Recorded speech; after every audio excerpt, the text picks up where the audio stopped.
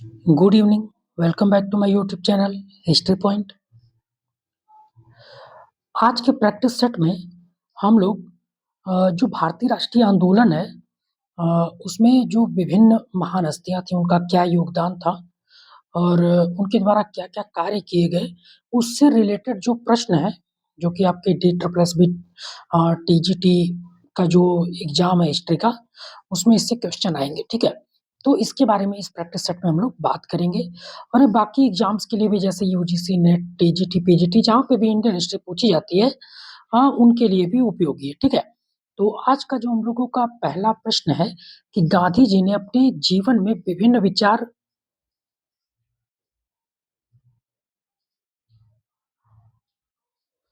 जिसे ग्रहण किया उनमें से असंगत है। ठीक है, तो आपके सामने ऑप्शन है कि जॉन रस्किन से सर्वोदय का विचार लिया गया। ठीक है, तो ये सही है। जॉन रस्किन की पुस्तक अनटू द लास्ट से जो है इन्होंने सर्वोदय का विचार लिया था। शांतिवादी आंदोलन का विचार हेनरी डेविड थोरो से लिया गया, तो ये भी सही है। The duty of civil disobedience, जो कि रचना है हेनरी डेविड थोरो का, उससे जो है इन्होंने शांतिवादी आंदोलन का विचार लिया। ठीक है, सविनय अवज्ञा जैसे आप कह सकते हैं। इसके अलावा जो सत्याग्रह का विचार टॉलस्टॉय, तो ये भी सही है। टॉलस्टॉय की पुस्तक the kingdom of God is with in you से इन्होंने सत्याग्रह का विचार लिया। तो ये सारे कथन क्या है, सुमेलित है। ठीक है, सभी सही है। तो अगला प्रश्न है, देश प्रेम धर्म है तथा धर्म है भारत के प्रति प्रेम, यह कथन किसका है? तो ये कथन जो है बंकिम चंद्र चटर्जी के द्वारा कहा गया है। इस प्रैक्टिस सेट में हम जो भी प्रश्न लेके आते हैं वो कहीं ना कहीं टीजीटी, पीजीटी, यूपीपीएससी, यूपीपीएससी, इन सब एग्जाम्स में पूछे गए हैं। ठीक है, नेट वगैरह के एग्जाम में। तो इसका जो करेक्ट आंसर है बंकिम चंद्र चटर्जी है। अगला प्रश्न है, निम्न में से किस महान व्यक्ति के शोध पीएचडी का विषय the problem of the rupees था? तो डॉक्टर अंबेडकर, जो अंबेडकर हैं, उनकी जो पीएचडी का जो शीर्षक था वो था the problem of the rupees. ठीक है, अगला प्रश्न है, बंकिम चंद्र चटर्जी द्वारा रचित बांग्ला भाषा की प्रथम कृति मानी जाती है? तो दुर्गेश नंदिनी को जो है इनकी प्रथम कृति माना जाता है बांग्ला में। इसके अलावा जो भी ऑप्शन में ये भी रचनाएं जो है बंकिम चंद्र चटर्जी की है। ठीक है, अगला प्रश्न है, भारत के प्रथम राजनीतिक कैदी निम्नलिखित में से किसे माना जाता है? तो प्रथम राजनीतिक कैदी जो है बाल गंगाधर तिलक को माना जाता है। पत्रकारिता के लिए भी जेल जाने वाले प्रथम कैदी कौन है? बाल गंगाधर तिलक हैं, जिनको 1882 में जेल भेजा गया था। कोल्हापुर के जो दीवान थे उन्होंने इनके ऊपर मानहानि का मुकदमा दर्ज किया था, क्योंकि इन्होंने जो है वहां पे जो भ्रष्टाचार हो रहा था उसको उजागर करने का प्रयास किया था। ठीक है, और बाल गंगाधर तिलक आप देखेंगे कि मराठा और केसरी के संपादक रहे, गणपति और शिवाजी उत्सव प्रारंभ किए। ठीक है, तो बाल गंगाधर तिलक इसका करेक्ट आंसर है। अगला प्रश्न है, मैं नास्तिक क्यों हूं निम्न में से किसकी प्रसिद्ध प्रसिद्ध रचना है? तो ये भगत सिंह की एक प्रसिद्ध रचना है। ठीक है,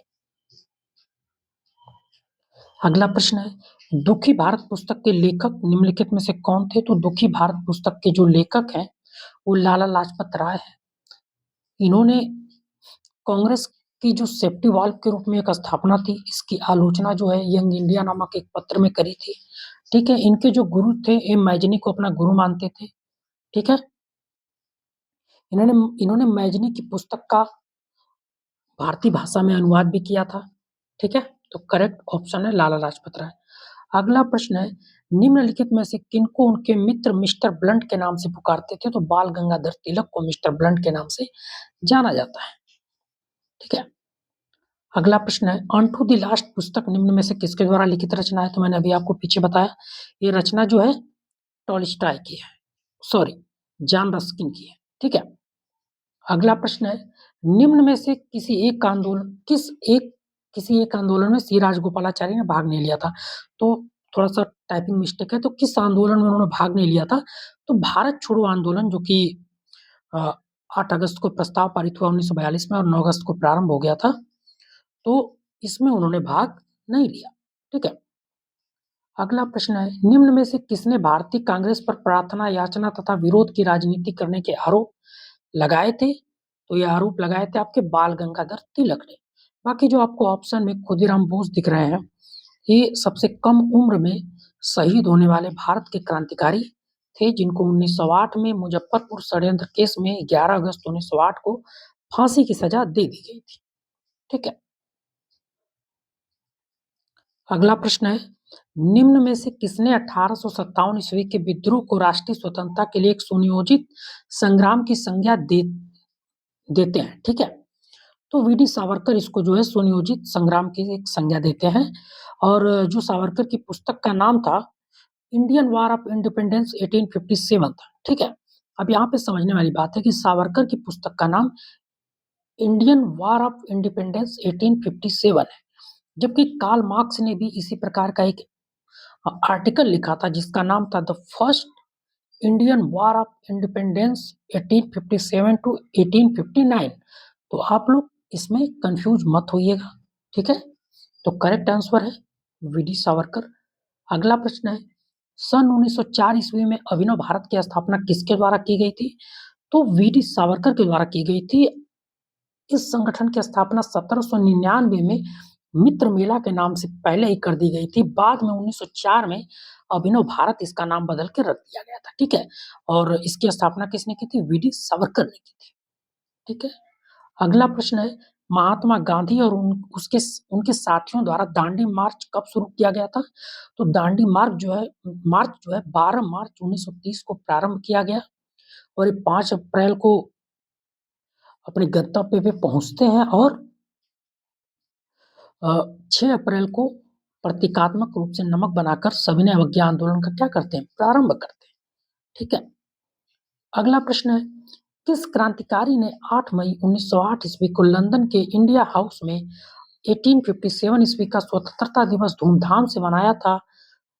तो भारतीय स्वतंत्रता संग्राम के जो 1857 का था, इसके 50 वर्ष पूर्ण होने के उपलक्ष्य में वीटी सावरकर द्वारा लंदन के इंडिया हाउस में जिसकी स्थापना श्याम जी कृष्ण वर्मा ने की थी, वहां पे स्वतंत्रता दिवस धूमधाम से मनाया गया था।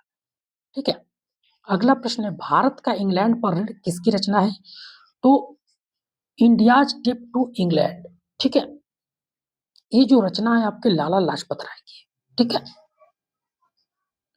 अगला प्रश्न है, निम्न में से कौन सा युग्म सुमेलित नहीं है?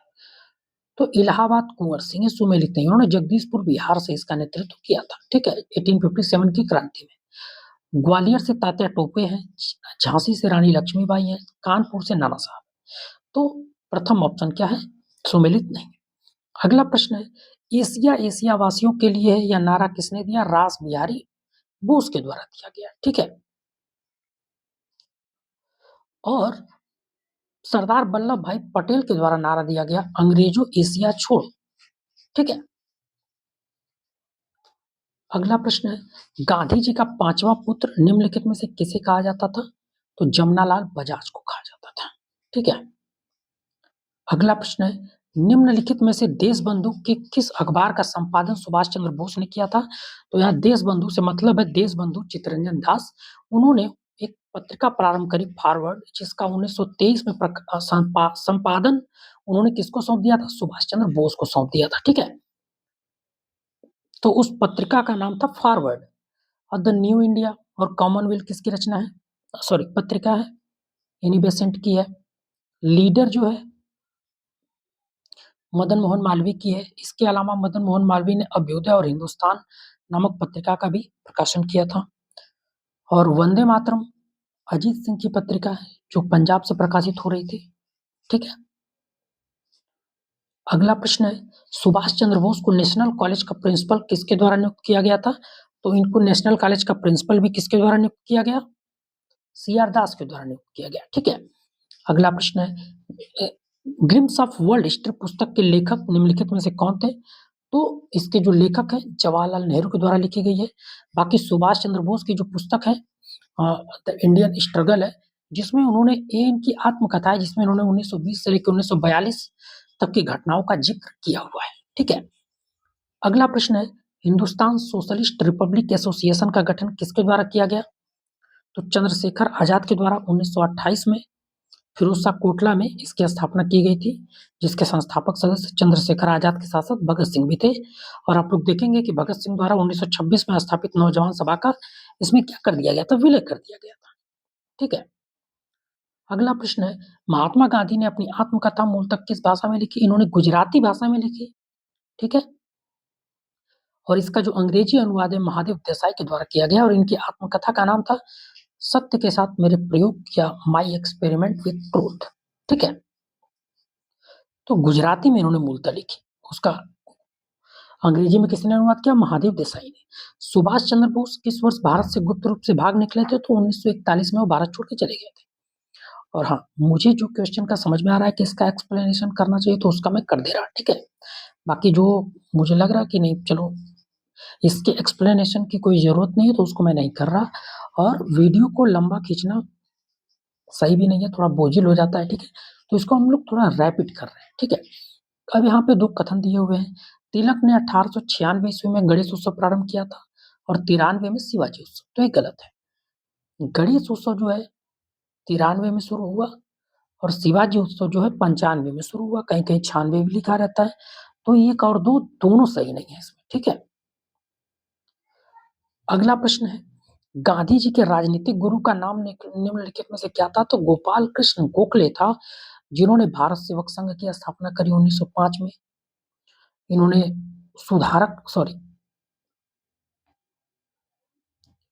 इन्होंने एक पत्रिका का प्रकाशन किया था, मुझे उस समय उसका नाम नहीं याद आ रहा। ठीक है। तो इनके राजनीतिक गुरु का नाम था गोपाल कृष्ण गोखले। वीडियो बनाते बनाते याद आ जाएगा तो मैं आपको बता दूंगा। ठीक है। अगला प्रश्न है, लाला लाजपत राय ने किस बीमा कंपनी की स्थापना की थी? तो लक्ष्मी बीमा कंपनी की इन्होंने स्थापना की थी। इसके अलावा ये पंजाब नेशनल बैंक के भी क्या है? संस्थापक हैं। ठीक है। अगला प्रश्न है, हिंद स्वराज पुस्तक कब और किसने लिखी? तो 1909 ईस्वी में महात्मा गांधी के द्वारा ये पुस्तक लिखी गई है। ठीक है। अगला प्रश्न है, लाला लाजपत राय को अखिल भारतीय ट्रेड यूनियन कांग्रेस का अध्यक्ष किस वर्ष बनाया गया था? तो 1920 में बनाया गया था और इसकी जो स्थापना है वो एन एम जोशी के द्वारा की गई थी। ठीक है। नारायण मल्हार राव जोशी। ठीक है। 1920 में। अगला प्रश्न है, निम्न में से किसे देशबंधु के नाम से जाना जाता है? जो चित्तरंजन दास को देशबंधु के नाम से जाना जाता है, जिन्होंने 1922 में गया अधिवेशन की अध्यक्षता की थी। हालांकि इनको 1921 में अहमदाबाद अधिवेशन की अध्यक्षता करनी थी, क्योंकि ये जेल में थे, तो इनकी जगह हकीम अजमल खान ने उसकी अध्यक्षता की और 1922 में इन्होंने गया अधिवेशन की अध्यक्षता की और वहां पे इन्होंने ये प्रस्ताव रखा कि हमको विधानसभाओं में जाना चाहिए और ब्रिटिशर्स का विरोध करना चाहिए। तो इसका कांग्रेस के बाकी सदस्यों ने विरोध किया। तो आप लोग देखेंगे कि मोतीलाल नेहरू और चित्तरंजन दास अलग हो जाते हैं और एक स्वराज पार्टी का गठन करते हैं 1 जनवरी 1923 को, जिसको प्रारंभ में सफलता भी मिलती है और 1925 तक ये अपने चरम पे होती है और उसके बाद इसका क्या होता है? पतन हो जाता है। ठीक है। तो चित्तरंजन दास को न जाना जाता था देशबंधु के नाम से। अगला प्रश्न है, 1920 ईस्वी में अलीगढ़ में जामिया मिलिया इस्लामिया विश्वविद्यालय की स्थापना करवाई गई थी। अबुल कलाम आजाद के द्वारा करवाई गई थी। अब आप कहेंगे कि जामिया मिलिया तो दिल्ली में है, बाद में इसको जो है दिल्ली स्थानांतरित कर दिया गया था 1934-35 के आसपास। ठीक है। अगला प्रश्न है, निम्न में से किसने 1857 ईस्वी के विद्रोह को राष्ट्रीय स्वतंत्रता के लिए सुनियोजित संग्राम की संज्ञा दी? तो वी.डी. सावरकर के द्वारा सबसे पहले इसको सुनियोजित राष्ट्रीय संग्राम की संज्ञा दी गई थी। ठीक है। अगला प्रश्न है, 2 कथन है। डॉक्टर भीमराव अंबेडकर द्वारा 1906 ईस्वी में इंडियन लेबर पार्टी की स्थापना की गई, ये पहला कथन है। दूसरा है, 1942 ईस्वी में इस पार्टी का नाम बदलकर अखिल भारतीय अनुसूचित जनजाति संघ रख दिया गया था। ठीक है। तो इंडियन इंडिपेंडेंट लेबर पार्टी की स्थापना जो है 1936 में हुई थी, ना कि 1906 में हुई थी। 1906 में तो राजनीति में भी नहीं थे आपके डॉक्टर अंबेडकर। तो यहाँ पे कथन 1 गलत है और कथन 2 सही है। तो यहाँ पे केवल कौन सा कथन सही है? केवल 2 सही है। ठीक है। अगला प्रश्न है, सेफ्टी वाल्व सिद्धांत का उपयोग करते हुए नरमपंथियों पर हमला निम्नलिखित में से किसने किया था? तो यंग इंडिया में एक लेख लिखकर लाला लाजपत राय के द्वारा जो है ये हमला किया गया था नरमपंथियों के ऊपर। ठीक है। अगला प्रश्न है, कांग्रेस के हरिपुरा अधिवेशन 1938 ईस्वी के अध्यक्ष निम्नलिखित में से कौन थे? तो सुभाष चंद्र बोस थे। और आप लोग देखेंगे कि 1939 के त्रिपुरी अधिवेशन, जो कि एमपी में पड़ता है, उसमें भी सुभाष चंद्र बोस ने गांधी जी के उम्मीदवार पट्टाभी सीतारामैया को परास्त कर दिया था, जिसे गांधी जी ने अपनी व्यक्तिगत हार स्वीकार करी थी। हालांकि बाद में पंडित जवाहरलाल नेहरू के द्वारा त्याग पत्र दे दिया गया और उसके बाद जो है डॉक्टर राजेंद्र प्रसाद जो है इसके कार्यकारी अध्यक्ष बने थे इस अधिवेशन में। ठीक है, तो हरिपुरा अधिवेशन की अध्यक्षता किसने की? सुभाष चंद्र बोस के द्वारा किया गया और इसी में राष्ट्रीय सेवा योजना का गठन भी किया गया था जवाहरलाल नेहरू के नेतृत्व में। ठीक है, और आप लोग देखेंगे कि जब त्रिपुरी में 1939 में सुभाष चंद्र बोस अध्यक्ष पद से हट जाते हैं, तो उसके बाद ये फॉरवर्ड ब्लॉक की स्थापना करते हैं। ठीक है, जो इनका अपना दल होता है, और इसमें क्या करते हैं कि जो भी वामपंथी विचारधारा के लोग होते हैं उसमें इकट्ठा करने का प्रयास करते हैं। ठीक है, अगला प्रश्न है, निम्नलिखित में से कौन सा तिलक से संबंधित नहीं है? तो सुधारक पत्रिका तिलक से संबंधित नहीं है, ये जो है जीजी आगरकर की पत्रिका थी। ठीक है, और मराठा, जो कि अंग्रेजी में प्रकाशित होती थी, केसरी मराठी में प्रकाशित होती थी। गणपति उत्सव 1893 में किसके द्वारा प्रारंभ की गई थी? बाल गंगाधर तिलक के द्वारा। मैंने आप लोगों को एक चीज गलत बताई है, मित्र मेला संगठन की स्थापना 1899 में, ठीक है, की गई थी और 1904 में उसका नाम बदल के अभिनव भारत कर दिया गया। मैंने वहां पर 1799 बोल दिया था। ठीक है, आप लोग इसको याद रखिएगा। अगला प्रश्न है, तिलक भारतीय राष्ट्रवाद के पिता थे, उपरोक्त कथन किसका है? जवाहरलाल नेहरू के द्वारा यह बात कही गई है। ठीक है, अगला प्रश्न है, निम्न में से कौन सी रचना बाल गंगाधर तिलक की नहीं है?